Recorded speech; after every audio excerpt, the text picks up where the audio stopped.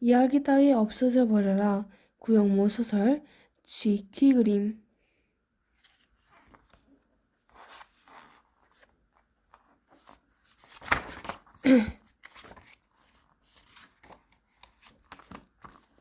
이건 이야기란다. 내가 믿지 못할 이야기. 세상에 그런 일이 어디 있냐고. 너라면 웃고 넘어갈 이야기. 그래서 애초에 없었던 것이 되고 마는 이야기.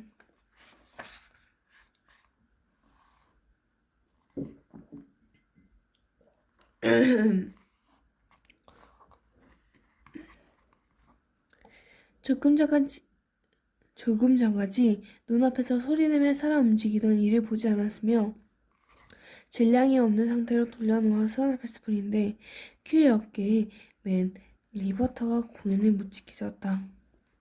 로테와 루이제의 대에 확보를 마쳤습니다. 이제 복귀합니다.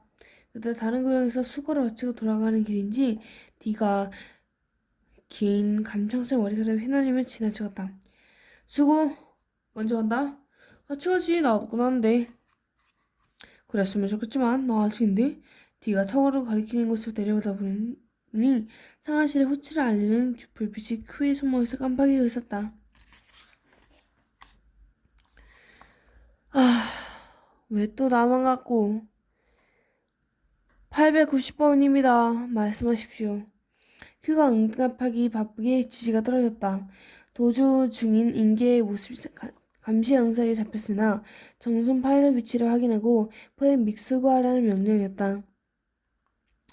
인계는 또 누구냐고.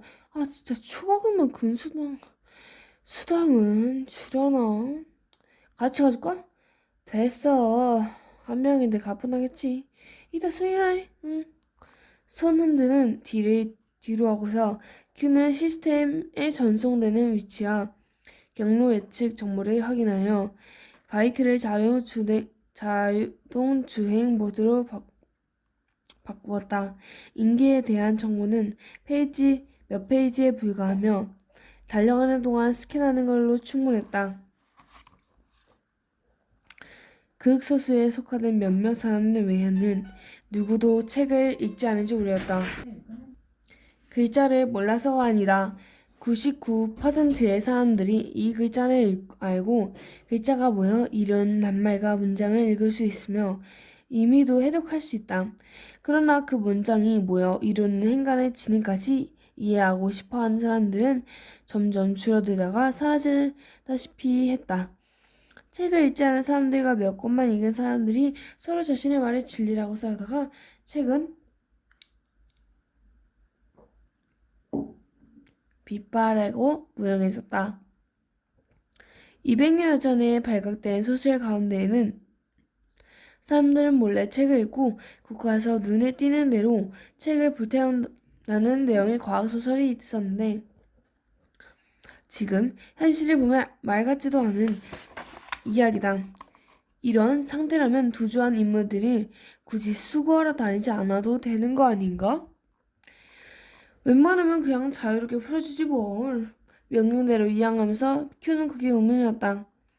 그러나 큐를 포함해서 그와 같은 일을 하는 사서들은 의문을 갖는 것 자체는 얼마든지 가능하나 그 의문을 밖으로 드러내서는 안 되었다. 이 일을 제기해서 안 되었다. 물론 지금의 이 일을 하는 이들뿐만 아니라 세상에 존재하는 거의 모든 이에게 비슷한 규정이 주어지고 있었다. 궁금해하지 말라. 토달지 말라. 있는 그대로 접수하고 따르라. 어쩌면 그가 지금 수고하러 가는 인기와 같은 이들에게도 수고를 집행할 때마다 들려줘야 할 말이었다. 당신은 밖으로 나와서 돌아다녀서는 안 되었는데 그 이유를 묻지 말것이며 철컥 호박 당신은 원래 있던 자리로 돌려보내는 것인데 이에 정하지 말 것이며 찌링 리포터가 대상을 인식하고 작동한다. 일단 주어진 명분은 합리적이었다. 도주자들을 가운데에는 착하고 지혜로우며 무해한 이들도 없지 않았지만 상당히 많은 수가 총이나 칼, 풀파물이나 약물을 소지하고 있었다. 남들에게 사기친 이들, 남들을 시기하거나 배신하거나 비난하거나 공경에 빠뜨리는 이들은 차라리 귀여운 축에 속했다. 그러나 고리대금을 하는 노인을 도끼로 살해한 자나 개인 실험실에서 무허가로 조제한 약을 먹고 인격이 뒤바뀌는 자 같으면 사정이 달랐다. 심지어 얼굴과 몸이 두덩두덩 기운 피조물이 도시를 활보하여 선량한 시민의 일상을 위협하게 될 수는 없었다. 어쨌든 세상에 존재하는 이야기들은 그런 위험 인물들의 삶과 주장과 가끔은 팔멜로 드물게 아이러니한 구원으로 이루어져야 했다. 저간의 인기 다리 위를 달리다 문득 까마득한 아래쪽으로 도로로 내려봤을 때 걷는지 뛰는지 거의 꿈을 거리다시피 하는 정수리만 보고도 큐는 목표 대상이라는 사실을 알아차렸다. 악형태의 다이를 돌려서 한계치까지 확대해보니 대상은 더욱 선명하게 확인할 수 있었다. 수거 진행하겠습니다. 큐는 곧 방향을 틀고 속도를 높였다. 리포터가 충전과 최적화를 완료했다. 는 안내 음성을 출력했다.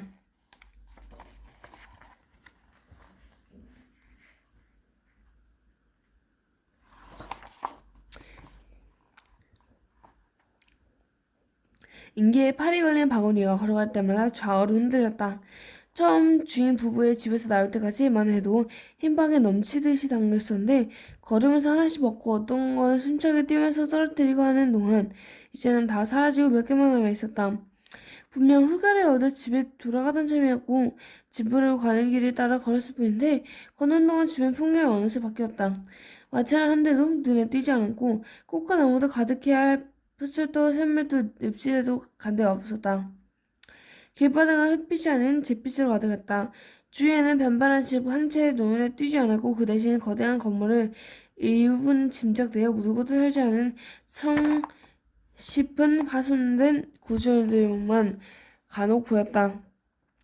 지나가는 사람들은 물론 다람쥐 한 마리도 없었다. 누구에게 도움을 청하지? 이때 이 세상이 아니라고 생각하는 경험이 들렸다.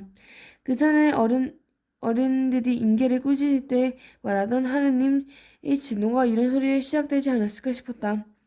인계는 자기도 모르게 그 자리에서 멈춰서서 어깨를 움츠린 채 눈을 감고 두성하라고 길을 틀어놨다. 소리는 점점 가까이 인계를 덮칠 것처럼 다가왔다. 발언한 문제가 사정없이 얼굴과 팔을 때리다가 소리채 앞에서 맞았음을 알아차리고 인계는 눈을 길이 잘못된지 며칠 만에 처음 보는 사람이었다. 사람의 괴물 등 위에 올라타 있는 것도 보아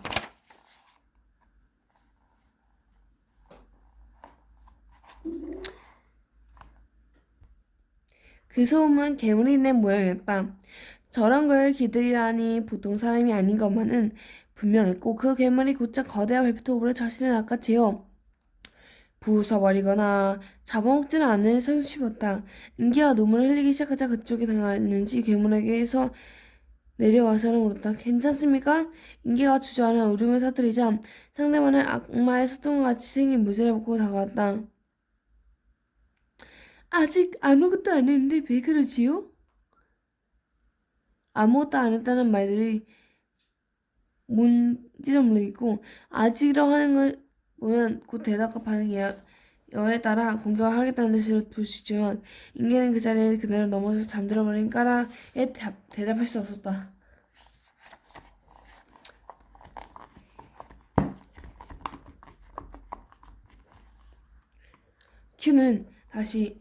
큐는 감시위성의 눈길을 차지하게 닿지 않은 폐 건물에다가 잠든 인계를 내려놓고 벽에 기대 앉아 있었다. 조금 전부터 큐를 호출하는 신호가 손목에 두어 번 저려치져 응답하지 않았다. 본부에서는 큐 하나만 관리하지 않았으며 모두가 20명이 넘는 도주자들을 추적하느라 바빴으므로 몇 번 음당을 건너뛴다 해서 바로 우주 사설을 찍히지 않을 것이었다. 이제 어쩌려고 그래? 부른 것도 적긴 없지만 신경이 말아 서로 연계되어 있는 것처럼 어느새 뒤가 폐가물에 들어섰다.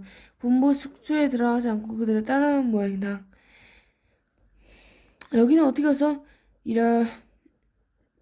일하고 있을 줄 알았다. 너 보통 이런 거를 시간 끄니까 왜 수거 집행 안 했어? 이미 포악된 거나 다름없는데. 네가 보낸 큐는 그랬다. 어차피 수거할 존재들인데 그들이 일반적으로 스스로 변호하면서 문맥도 이상하고 전후 상황 알바 아닌 온갖 소리를 떠들어대는 말에 큐는 절습기 선물이라 사용시 마지막 식사라도 되는 것처럼 일일이 다 들려주었다. 그러나 작업이 늘어졌고 다른 사람들보다 수거 시작은 늦었다. 뭐라고 설명하기엔 난감한데 큐는 얼굴에 눈물자국을 말라보는 채 고르게 숨을 내쉬는 인기의 얼굴에 내려다보았다.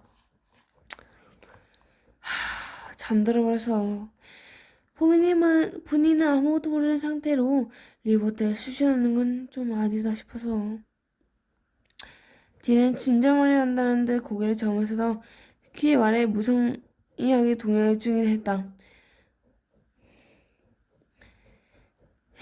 이걸 계속 하다 보면 그렇지. 목표 대상이 사람이란 착각들만 하지.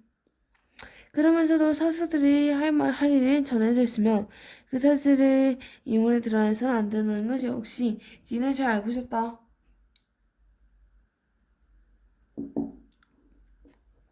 그런데 깨어난 다음에 차근차근 사정을 알려주고 진행하면 그게 더 잔인하지 않냐? 지금 회사의 일이 하나였다.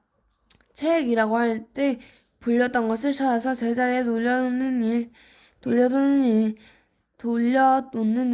오래 옛날 책이라는 물건이 일상적으로 존재했던 시제는 사서가 전시 외에도 기억하고 도서관 이용자들의 취향에 맞게 큐레이션도 해주었다고 하지만 그것을 일부 기록만 남아있고 사실상 전설에 가까웠다. 그 시절에는 거대하고 웅장한 단가 같은 도서관이 적지 않은 데다 내부는 건축건들이 아름답게 설계하여 커다란 별반에 수많은 책들이 나물처럼 심겨 있었다. 발길이 닿는 어디나 책들이 질서정연하게 우겨져 있었다. 처음 방문하는 사람은 숲에서 길을 잃은 자칫하면 그 안에서 헤매기 마련이다. 그런데 사서는 그 안에서 변화와 분야에 따라 정확하게 갈피를 짚어주기도 했고 그 반대로 이용자의 방향이 일조하기도 했다. 때로 어떤 반항은 뜻밖의 휴식을 찬사하거나 더욱 아름다운 경치로 안내하기도 하므로 도서관은 미술관을 비롯한 각종 박물관과 더불어 그 안에서 길을 잃어도 상관없는 몇 안 되는 공간이었다. 헬멘과 우연한 만남이 다음 세대의 학자들, 사학가들을 재수카들을 태어나기도 하는 곳. 지금 사서 중요 임무는 도서관 바깥의 세상에 흩어진 콘텐츠 데이터를 수거하여 모든 것을 제자리에 원만하게 되돌려놓은 것이다. 사람들이 책을 읽지 않는다고 해서 세상에 단 한 권의 책도 추가되지 않은 것은 아니었다. 오히려 해를 거듭할수록 더 많은 책이 추가되고 많음을 필요하여 대개는 그 마음을 감당하지 못하여 책들은 빠르게 자질을 감추었다. 절판이라는 이름으로 세상 모두가 자신의 이야기를 하고 싶어 했고 그것을 책으로 내고 싶어 했다. 책을 출간하고 나서 극히 일부는 그거 널리 알려 파는 일에 성공하기도 했다. 예외 사례를 제외하고 대부분은 극소량의 인쇄한 초파본을 지인들끼리 돌려보거나 서로의 책을 구입해 줌으로써 벌어진 조회를 최소화했다. 출간한 책을 간직하고 기념으로 샀다. 책의 주인이 혹은 작가가 세상에 떠난 뒤에는 요적이 거두어 살피지 않은 한 책도 사라졌다.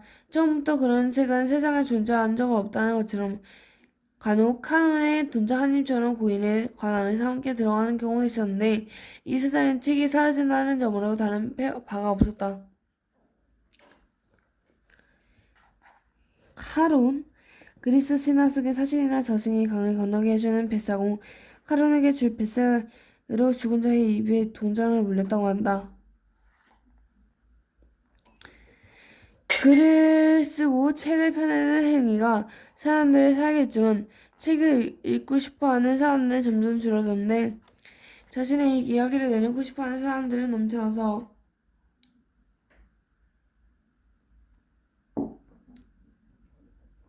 그들이 쓰고 발간한 책에 영속성을 얻는 일이 많지않았다. 저자 자신도 남들의 글을 두루 읽고 공부하여 쓰기를 계속하기보다는 추억으로 박제하는 데 만족했다. 잘 찍은 사진의 색상과 형태를 보정하고 웹에 올려 자신을 최대한으로 드러내곤 머지않아 다시 들여다보지 않게 되듯이 그런 상태에서 책이 사라지는데 점점 가속도가 붙었고 고전이라는 명분도 그나마나 가치를 보존하던 책들도 소멸, 반멸 직전에 이르렀다. 예컨대 소멸과 반멸은 비슷한 뜻이라도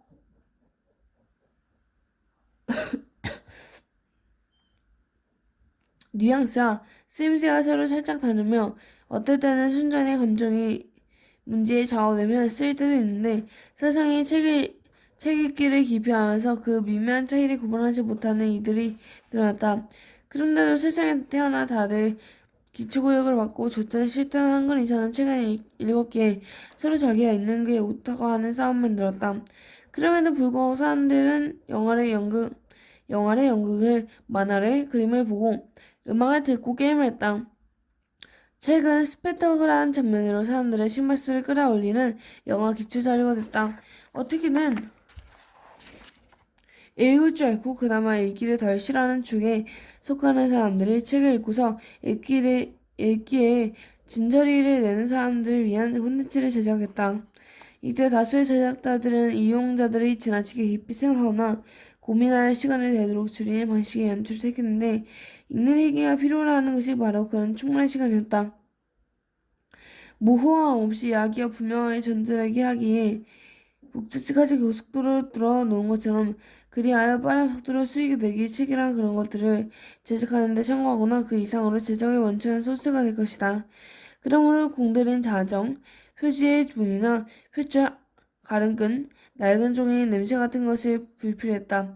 그 안에 담긴 내용만 있으면 되었다. 콘텐츠라는 안보 위에는 단지 아름답기만 할 뿐. 꾸밈을 따위는 필요 없었고 감각 기관을 통해 이용자의 뇌에 즉각 때려박을 수 있는 이야기의 질주 명확하게 드러나는 주제의식이면 충분했다. 그러한 동안 이미 소멸된 개개인의 저작물을 제외하고 면적이나 고전으로 일컬어지는 책들과 각 시대를 수놓았던 베스트셀러와 희귀하다 못해 전설이 되기 직전의 책들이 모두 스캐닝 후 콘텐츠 데이터가 되었다. 세계 여러 국가의 창세 신화만 둘러본다 쳐도 그 데이터는 이루 말할 수 없이 방대하 한 사람이 죽을 때까지 가꿀 신화만 일람하더라도 다볼 수 없었다. 신화와 민담, 전설을 비롯한 그 모든 무수한 데이터가 사라져서는 안 되었다. 그것들도 다른 콘텐츠의 기초가 되어 하루가 멀다 하고 휴식되다가 그 다음 주에는 이치는 신규 콘텐츠의 생산에 북부할 규정한 자료들이었다.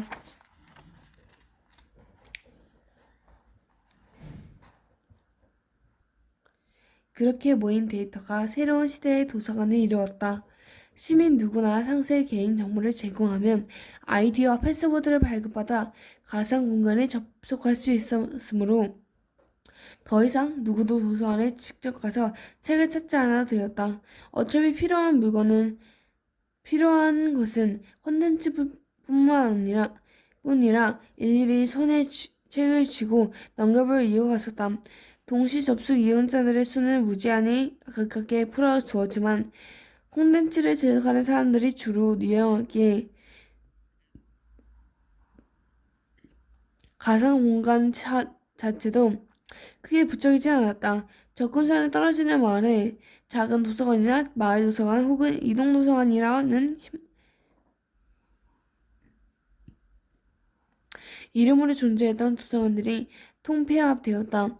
신분만 확실하다면 모두가 교통이나 거리에 상관없이 드나들 수 있는 새 시대의 도서관이었다. 물질로서의 성격을 잃었으나 그 어떤 물질보다 또 견고하고 강력한 데이터가 모인 새 시대의 도서관은 새롭게 구축된 무한 복제 금지 기술을 적용하여 언제나 평화롭게 운영되고 있었다. 어느 날 그 데이트가 품명상 나가기 전까지는 그랬다. 눈을 떴을 때 인기는 파란 하늘과 웅장한 숲이 아니고 그렇다고 하여 전형적인 시골집 흙뼈가 나무 판재서는 절반째 날아간 잿빛 건물의 천장을 보았다. 여기가 꿈이 여기가 꿈이 아닌 현실이라는 걸 알려주듯이 자기를 내려다보는 두 사람의 얼굴이 시야 안으로 들어왔다. 그동안은 낮이고 밤이고 쉬지 않고 뜬 눈으로 걸었다. 먹으면서도 걸었고 어쩌면 자면서도 걸었다. 그럴 수밖에 없었다. 인계가 아는 세상에서 숲에 잘못 들어섰다가 길을 잃고 거기서 영원히 빠져나오지 못하는 이들을 만났다. 모든 나무가 비슷하게 생겼으니까 헤매는 이들은 윤종이나 마녀가 데려가기도 하지만 보통은 그러기 전에 파릇파릇 넘지 못하고 늑대밭이 된다고 했다. 그러나 이 숲은 나무 한 그릇 눈에 띄지 않고 끝없이 뻔한 회색 길과 죽어 넘어지고 부셔져 더는 움직이지 않는 온갖 괴물들 뿐이어서 인간은 앞으로 나아가는 것 외에 할 수 없는 일이 없었다. 처음에는 움직임 없는 괴물들로 가득 찬 회색 지구에서 벗어나기 위해 걸었고 어두웠을 때 숲에서 의뢰 그러하듯이 어디선가 늑대나 곰이 나타날까 싶어 달빛을 이동하려 걸으며 지촉했다. 그런 동안 사람을 대는 누군가 혹은 무언가를 만나기로 한다면 그것이 비록 아이를 잡아먹는 만이라 해도 틀림없이 그 옷장을 매달려 되리라 예감해서 이제 정신이 듭니까? 이렇게 묻는 이가 아까 살아서 울부짖는 괴물을 타고 다니는 사람이었다.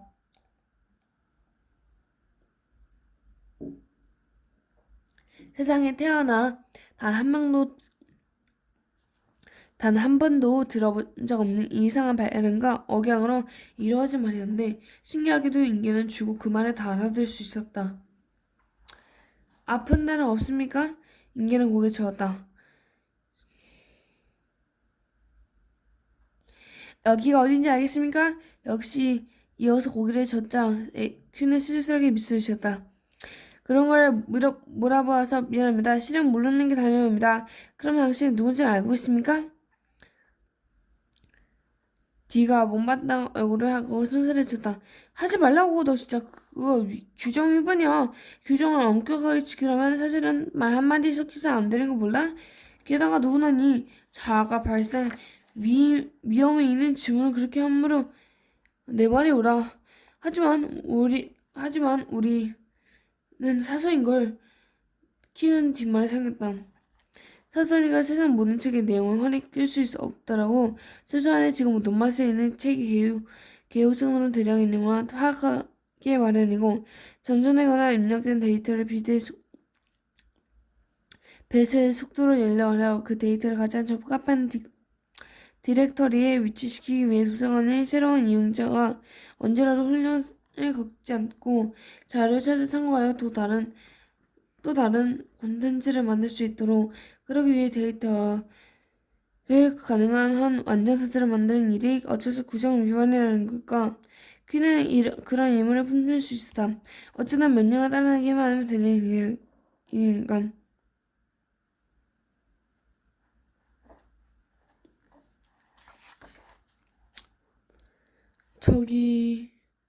저는 인계라고 하는데요. 일단 눈앞에서 사람들이 옥신각신하고 있으니 인기는 조심스럽게 끼어들었다. 곰 사냥꾼인지 아이를 낳지 않은 마법사들인지 알 수 없었으나 어쩌면 이 공간을 벗어날 시간을 줄지도 모르는 이들이었다. 그러만 듣고 뒤는 안식이 변해서 퀴의 옆구리는 밀었다. 얘는 자아가 어느 정도 살아있는 모양이네. 이제나 모르겠다. 네가 알아서 해. 저는 인계인데 그러면 안 되나요? 인계는 아무리 보아도 눈앞의 사람들을 당장 도움에 되지 않은 듯한 예감할 정도는 들었고 그들이 입은 옷이나 신발 장갑에는 도끼를 추정된 무언가가 당긴 가방과 낯선 장신구 같은 것들이 그 진짜의 화신을 얻어주었지만 그렇다고 해서 길을 떠난 뒤로 처음 만난 이들을 놓칠 수 없으므로 다가가기 편했다. 그는 몸을 일으킨 인계 앞에 마주 앉았다. 내가 갑자기 앞을 가로막아서 놀랐을 겁니다. 그러니까 조금 놀라긴 했지만 길을 잃고 난 뒤로 사람을 보는 게 처음이라서요.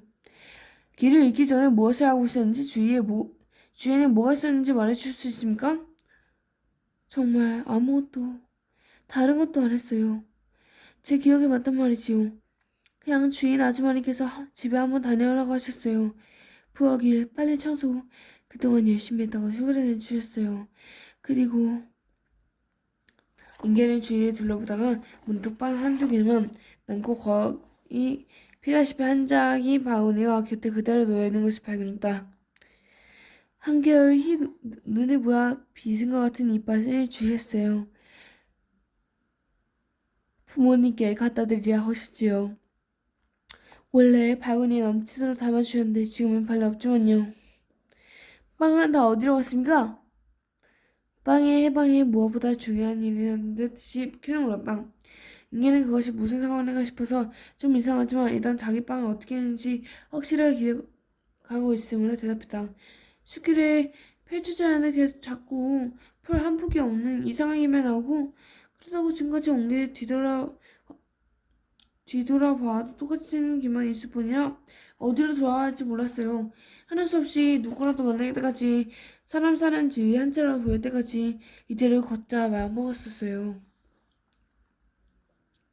지쳐 쓰러질 것 같을 때면 바구니에 보자기를 들치고 빵을 하나씩 꺼내 먹었어요. 거의 갖고 있어봤자 잘 구워진 밀과 사탕이 좋은 냄새를 풍기면 밖에 늑자가 쫓아올 줄 모르잖아요. 근데 워낙 살아있는 게 안 보이다 보니까 나중에 차라리 늑대라도 만나는 게 낫다 싶었을 때 아저씨가 온 거예요. 그렇게 된 거구나. 숲에 들어가서 전에 늪지대를 건너기로 전에 그는 구멍에 빠져나가게 됐다. 그래서 여기는 어디죠? 아저씨랑 아주머니 누구세요? 우리 둘 다 아저씨랑 아주머니도 아니거든. 네가 못마땅하다는 듯이 걸고 넘어지는 것을 못 들은 척하고 키는 대답했다. 여기 있는 디와 나는 둘 다 사서입니다. 사서가 뭔데요? 우리가 누군지 말하려면 먼저 우리에게 일어난 일에 대해서 이야기해야 합니다. 인간은 사실 그들을 누군지를 물론이고 여기가 어딘지도 궁금하기는 하나 그렇게 중요하지 않다. 지금은 여기서 떠나 집에 무사히 가는 게 먼저였고 그러자면 그들의 이야기가 맞는 되더라도 드는 식은용을 해야 할 것 같다. 인기는 자세를 바로 안고 앉았다. 당신을 만나기 전에 나는 당신의 이야기를 전해받았습니다. 아저씨가 나를 아나요?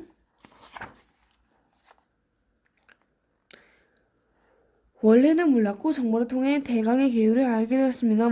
그 이야기의 제목은 빵을 밟은 소년입니다. 정보라니 그건 다 뭐예요? 나는 여기 있었는데 왜 내 얘기야 누가 이렇게 제목을 붙여요? 인간의 귀가 성의 있게 들으려고 했는데 고작 미친 사람의 헛소리인가 싶어 절로 실망스러운 표정이 지었다. 당신은 정보라는 말이 익숙하지 않은 시대에서 왔지요. 정보는 뭐라고 할까요? 그런 사람들 사이에 맴도는 소문보다는 최소한 손톱 한 개만큼 믿을 만한 무언가라도 해두는 게 좋겠습니다. 여하간 이야기대로 흘러가자면 당신은 바구니 속에 빵을 먹지 않고 늪에 던져야 했습니다.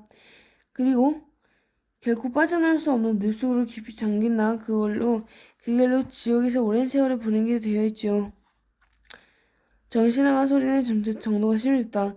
인간은 고음 앞에서 죽은 척하는 게 이 이야기를 듣는 것보다 차라리 쉽겠다는 생각마저 들었다. 데이터의 가장 큰 특징은 물론 무한 복제가 가능하다는 것이었고 따라서 무단 복제와 변형 또한 쉬웠다. 그때까지도 책을 사랑하는 그 소설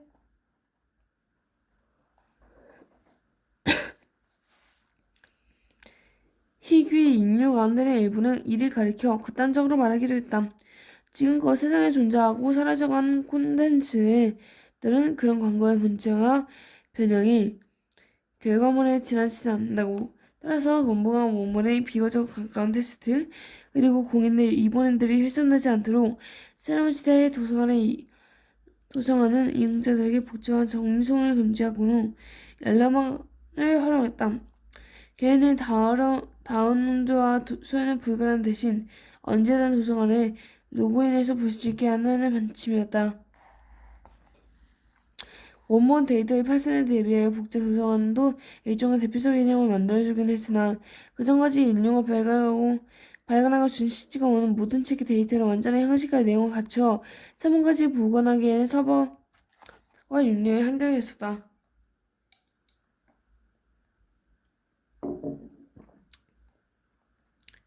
그리하여 역사적으로 중요성을 띄었다고 인정되는 고전과 시대별 베스트셀러 위주로 보긴 했다. 서버와 용량의 무적적인 증설은 이루어지지 않았다.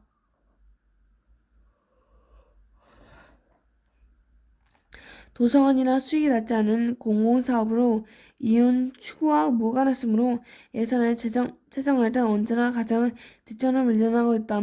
도서관의 보안은 가장 낮은 권리비를 부르는 외주 용업 업체에서 한정된 인력과 연령으로 유지되었다. 드러난 중 최초 서버가 다운되고 정보 전송의 흐름이 처음서부터 다른 패턴을 띄었을 때 거기서 이상한 기운을 감지한 즉시 대항에 들어갈 수 있는 사람은 없었다. 수백 개의 목록어, 수만 페이지에 이르는 프롬프터가 화면을 가득 채우며 빠르게 넘겨가고 데이터는 빠르게 오염 혹은 우수되었다. 대피소의 데이터까지 동시에 침식되는 걸 보아 한두 명의 공격이 아닌 듯했다. 해커들의 정체와 규모, 목적, 요구사항 가운데 어느 것도 알아챌 틈이 없이 대부분 데이터가 손상된 것 같지는 인류 문화 차원에서 비극적인 사건이지만 그럴 수 있는 일이었다. 그래도 된다는 게 아니라 개연성 측면에서 해커들은 추적하여 잡아들이고 선실에 신문하면 될 일이었다. 공격 목적을 알아내는 일이 중요한 것 같지만 타인에게 큰 피해를 입히는 이들에게 목적을 물어봤자 대부분 재미로 했어요, 장난이었어요 같은 대답이 나오기 마련이나 지금으로선 부질없었다. 그들을 신문하겠다고 하여 파손된 데이터가 복구하는 것도 아니었으므로 어쩌면 행복은 거의 버려진 다바이러스 지구 곰팡이나 비와 원흉을 알아보기 힘든 조이사들이 일일이 다시 찾아서 손대야 할지도 몰랐다. 그러나 정말 이상한 일은 도서관의 데이터가 거의 다 생성되었고 난 다음에 나타나기 시작했다. 아무리 보건 전문 소프트웨어를 돌려도 원래대로 들어가지 않았고 내용이 일부 혹은 대부분이 깨진 상태인 것 같지는 역시 그럴 수 있었다. 기술력으로 해결되지 않는 심각한 오류를 얻은 서버나 데이터를 발생할 수 있었다. 그런데 기술만의 설명은 어려운 문제가 있었다. 죽어있는 데이터 안에서 이야기 속의 인물들이 바깥으로 돌아다니기 시작했다. 그럴 수 있었다. 애초에 세상 모든 데이터는 텍스트로만 남긴 것이 아니라 이미지, 소리, 촉감, 냄새 같은 것으로 포함되어 있으므로 근데 그 데이터를 만져지지 않는 훌륭한 방식을 따르는 게 아니다. 질감과 양감을 갖고 사람 움직이며 소리를 내기 시작했다. 장시간의 연구 분석과 토론 끝에 물질이 되어 버린 그것들을 다시 데이터로 변환하고 회시하여 원본 데이터에 결합하기 전까지는 각 이야기의 복구가 불가능하다는 내 의견을 보였다. 저는 원본을 살리지 못하려고 사람듯이 책 속의 인물과 동물들을 조사하며 각지를 훼손하는 걸 그대로 놔둘 수 없었다. 그렇다고 공부대를 배치하여 그들을 일망탄진하는 것은 과거 유산 보존과